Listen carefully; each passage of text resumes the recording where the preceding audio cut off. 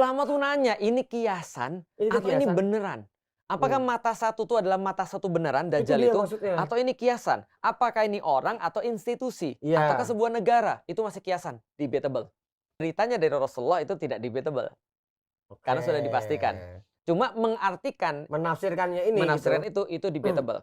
Nah, maka ketika dia udah bawa banyak-banyak kerusakan tadi, lalu kemudian ada seorang muslimah yang bertanya, "Ya Rasulullah, di mana orang-orang Arab pada saat itu?" Maksudnya di mana orang-orang muslim pada saat itu, orang Arab pada khususnya. Rasul katakan, mereka tinggal sedikit dan mereka ada di Baitul Maqdis.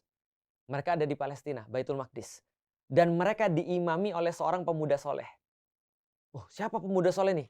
Debatable, ada yang bilang Imam Mahdi. Kemudian ketika dia sudah ada di Baitul Maqdis, lagi mengimami orang, Rasul katakan, suatu waktu ketika sholat subuh, maka ketika orang tuh mau sholat subuh, dia sudah maju ke depan, Nabi Isa turun. Turunnya di mana? Turunnya di Syam. Atau di daerah yang sekarang kita katakan sebagai Levant, atau the Fertile Crescent lah di situ, di daerah Syam.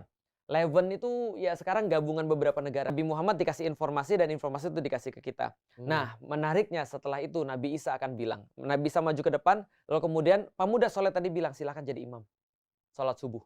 Lalu kemudian Nabi Isa bilang, "Enggak, ini memang sudah urusan kamu, kamu yang jadi imam." Setelah itu dia mengimami, setelah selesai sholat subuh, maka kemudian Nabi Isa bilang, "Buka pintu." Jadi buka pintu Masjidil Aqsa.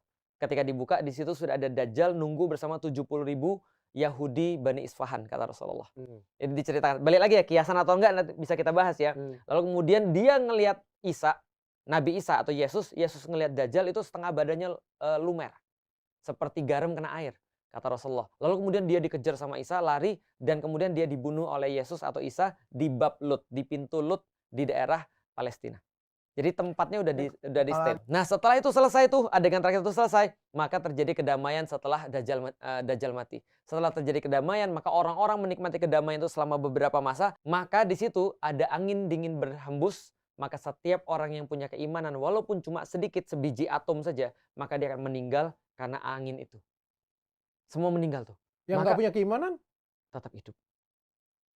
nggak jadi kiamat dong? Bukan, mereka yang menyaksikan tanda-tanda kiamat besar yang ngeri itu.